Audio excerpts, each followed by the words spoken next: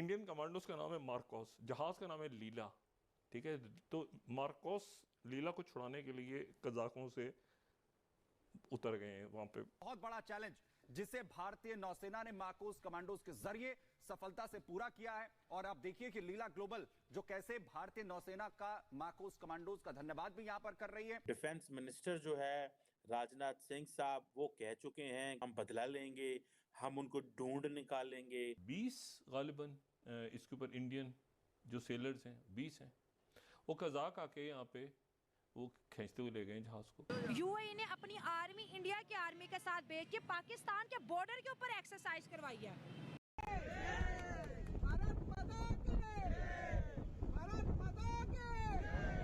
जिस तरीके से वो अपने डिफेंस को इंप्रूव कर रहे हैं, जिस तरीके से वो राइफल तैयारे खरीद रहे हैं, जिस तरीके से वो अमेरिका से ड्रोन खरीद रहे हैं, दूसरी चीजें कर रहे हैं, उनकी इस रीजन के अंदर वो चाइना को कम्पीट कर रहे हैं डिफेंस के अंदर। पाकिस्तान के पास तो फिर आपको पता है, जब आपके पास खाने को चीज ही कोई नहीं है, आईएमएफ वाले जो आप जिस तरफ धक्का मारते हैं आप उसी साइड पे चले जाते हैं। वॉशिंगटन पोस्ट ने भी भारतीय नौसेना की तारीफ करते हुए लिखा कि नौसेना के कमांडो ने अरब सागर में अपहरण के प्रयास में शामिल लाइबेरिया के ध्वज वाले जहाज को सुरक्षित बाहर निकाल लिया। आपने दहशतगर्दी को जब एक अपना कारोबार बनाया, अब आप उससे निकलना चाहते हैं। वो कहते हैं मैं कंबल छोड़ता हूं, कंबल मुझे नहीं छोड़ता। अच्छा जी, पाकिस्तान पर हमले का कहीं इंदिया तो नहीं दे दिया नरेंद्र मोदी ने? ये भी सवाल गर्दिश करे। अब पाकिस्तान के लिए अपने आप को सेव करना जो है वो मुश्किल हो गया, बचाना मुश्किल हो गया अब, क्योंकि वो इन्वॉल्वमेंट हो गई थी ना।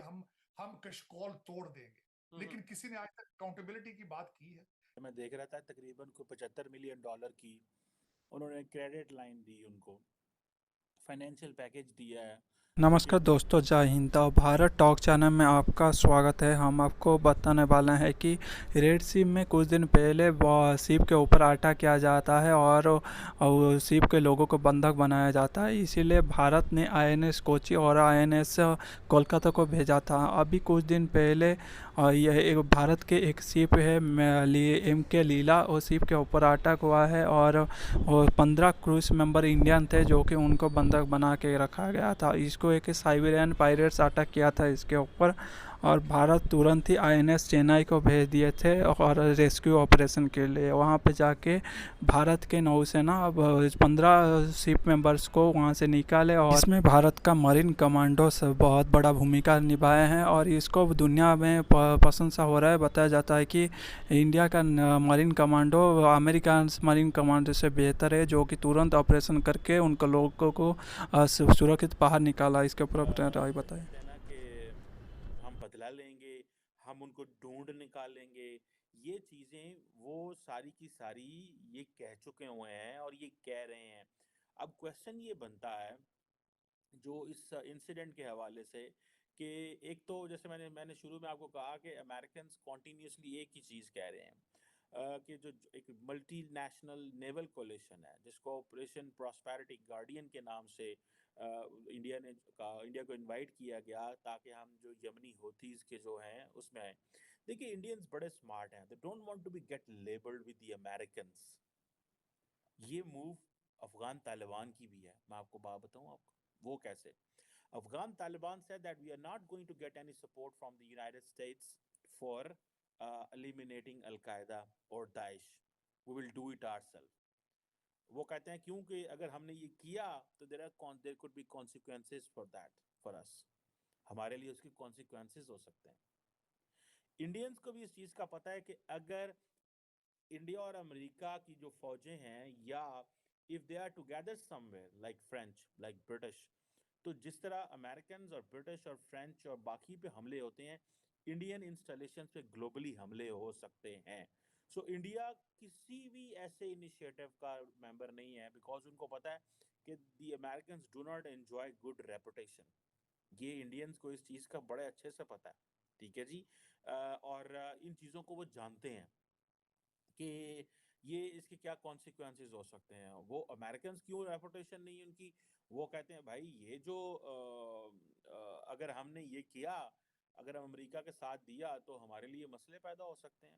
हमें कहा जाएगा वो जो मिलिटेंट ग्रुप है वो क्या करते हैं। फॉर एग्जांपल पाकिस्तान को क्यों टारगेट किया जाता है इतना ज़्यादा दाइश की तरफ से, अलकायदा की तरफ से, समटाइम टीटीपी के। वो कहते हैं जी आप अमेरिका के तादी हैं, आप तो उनके इत्तेहादी हैं, लिहाजा हम आप पे हमला करेंगे।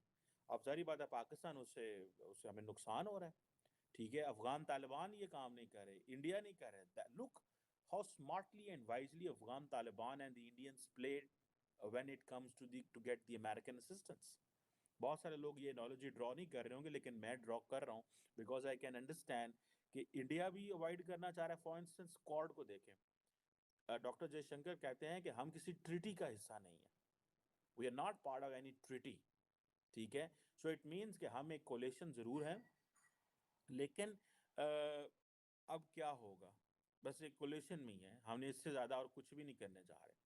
और आखिर आप तो थोड़ा अर्सा पहले, just few days back, I was reading prime minister Modi's interview with India Today, where he said कि मैं तमाम फैसले जो हैं will do from the prism of nation first. वो पाकिस्तान के होते थे जनरल मुशर्रफ साहब, मिलिट्री डिक्टेटर थे, वो कहते थे पाकिस्तान फर्स्ट, ठीक है जी?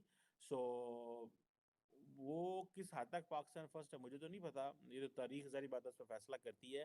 But what Modi is saying that nation first, ठीक है जी? इसमें वो कह रहे हैं कि जी डोमेस्टिक इंटरनेशनल इश्यूज़ के ऊपर मैनेजमेंट स्टाइल मोदी का क्या है, गवर्नेंस, पॉलिटिक्स, इस पे ऊपर बड़ी लंबी चौड़ी बातें हुई हैं और कहानियाँ लिखी जा रही हैं आजकल। ये कई लोग कहते हैं कि ये अमूमन प्राइम मिनिस्टर मोदी जो है जब इलेक्शंस आते हैं तो उससे पहले इंटरव्यूज़ देते हैं ताकि वो अपनी इमेज बिल्डिंग कर सकें, वो बताएं इंटरनेशनल ऑडियंस को, इंटरनेशनल मीडिया को। फॉर एग्जांपल रिसेंटली उन्होंने फाइनेंशियल टाइम्स को इंटरव्यू दिया। वो बोलते कम है, रिटन इंटरव्यू ज़्यादा देते हैं, मतलब जो न्यूज़पेपर के लोगों मुख्तलिफ को बुला प्रोग्राम के। है और कैंपेन्स जो दुनिया के अंदर चलाई गई हैं, मुख्तलिफ किस्म के ऑपरेशंस जो भारत करता है, जिस तरह मैं मिसाल देना चाहूंगा कि इस वक्त 4 जो है आपके जंगी जहाज जो है वो आपके रेड सी में भेज दिए गए हैं ताकि इंटरप्शन ना हो, चावल की एक्सपोर्ट के इंटरप्शन ना हो, जो तेल आता है भारत के अंदर उस पर इंटरप्शन ना हो। तो ये सारे इस तरह के मुख्तलिफ ऑपरेशन, बल्कि उन्होंने ऑपरेशन की बात की कि सूडान से भारतीयों को निकालने के लिए जो ऑपरेशन था उसके बारे में, फिर जो ऑपरेशन किया गया है इजराइल से अपने भारत में 20,000 भारतीय निजात लोग इजराइल के अंदर काम कर रहे हैं उनके बारे में, और बड़ी तफसील के साथ बुक जो है बिलखसूस ये पढ़ने वाली बुक है। मैं खुद इस पे मैंने बल्कि एक नहीं, मैंने इसकी कुछ कापियां ऑर्डर की हैं ताकि मैं अपने दोस्तों को गिफ्ट भी कर सकूं। और फिर उसके बाद जो ज्यादा उन्होंने, जो मैं समझता हूँ, एक बात की कि चाइना की डिप्लोमेसी के साथ उन्होंने ज्यादा फोकस उस पर किया। पाकिस्तान को उन्होंने थोड़ा सा, मैं समझता हूँ कि निगलेक्ट किया, या फिर वो समझते हैं, ये क्वेश्चन भी किया गया है के इंटरव्यू में कि आपने पाकिस्तान को क्यों इतना बड़ा लिमिटेड सा आपने उसको कहा है। तो उन्होंने उस पर अपने तहफुजात का इजहार किया है कि जो पिछले 2 डेकेड से 20 सालों से पाकिस्तान जो है मुसलसल दहशतगर्दी को इस्तेमाल करता है हमें टेबल पे लाने के लिए, हम इसलिए निगलेक्ट करते हैं पाकिस्तान को, हम उन वाली गेम खेलना नहीं चाहते जिस माइंडसेट के साथ हमें वो ट्रैप करना चाहते हैं, उसमें नहीं आना चाहते। उसमें तहफुजात है उनके। पाकिस्तान को चाहिए कि वो तहफुजात जो है वो उनको बैलेंस करे अगर मूव फॉरवर्ड करना है, जो कि मैं बहसीते पॉलिटिकल साइंटिस्ट बिलीव करता हूं कि भारत के साथ ट्रेड के बजाय के बगैर और भारत के साथ अच्छे रिलेशनशिप के बगैर पाकिस्तान का कोई मुस्तकबिल नहीं है। ये आपको मानना होगा, इस चीज पे आपको एग्री करना होगा। और मेरी नजर में जो मैं आजकल के हालात देख रहा हूँ, नवाज शरीफ साहब हैं और हमारे जो नए आर्मी चीफ साहब हैं, बल्कि बाजवा साहब ने डिसीजन ले लिया था इस चीज का कि भारत के साथ रिलेशनशिप ठीक करने हैं। हमारे करंट एडमिनिस्ट्रेशन एस्टेब्लिशमेंट भी ये समझती है कि भारत के साथ रिलेशनशिप ठीक करने, लेकिन उन्हें पता नहीं चल रहा कि किस तरीके से ठीक करने, कौन से स्टेप्स लेने हैं। यही एक हमारे ब्यूरोक्रेसी की फेल्योर है, और यही हमारे जो लोग हैं जो कि जिनके इंटरेस्ट सारे जो बाहर बैठे हैं, वो शायद समझते हैं कि अगर हमारे भारत के साथ रिलेशनशिप ठीक हो गया तो शायद हमारा जबें खत्म हो जाएंगी, हमारा कारोबार खराब हो जाएगा, जो एक कारोबार चल रहा है 70 साल से। लेकिन ये किसी ना किसी को इस चीज को करना होगा, इसको करना होगा। बल्कि ये मेरा खुद अपना ये एक समझता हूँ कि मेरा भी ये मिशन ही समझे कि मैं ये चाहता हूँ कि इस खित्ते के अंदर पाकिस्तान जो है वो अमन की तरफ जाए और टेक्नोलॉजी की तरफ जाए और इकोनॉमी की तरफ जाए। This is what it is. मैं समझता हूँ जहाँ इकोनॉमी ठीक होती है, तालीम ठीक होती है, वहाँ दूसरे झगड़े जो होते हैं वो खत्म हो जाते हैं। यही मेरा एक ख्वाहिश है। बार बार मैं यही कहता हूँ कि पाकिस्तान को तालीम और इकोनॉमी की तरफ जाना होगा और ट्रेड की तरफ जाना होगा। उसमें भारत के साथ रिलेशनशिप ठीक करने होंगे। उसकी 2 वजह, चाइना ने तरक्की की है सबसे ज्यादा पिछले 50 सालों में, और इस वजह से की है कि किसी मेजर कॉन्फ्लिक्ट में चाइना इन्वॉल्व नहीं हुआ। आपको भी ये चाहिए कि खुदा ये अफगानियों के साथ भी रिलेशनशिप ठीक करें, ईरान के साथ भी ठीक करें।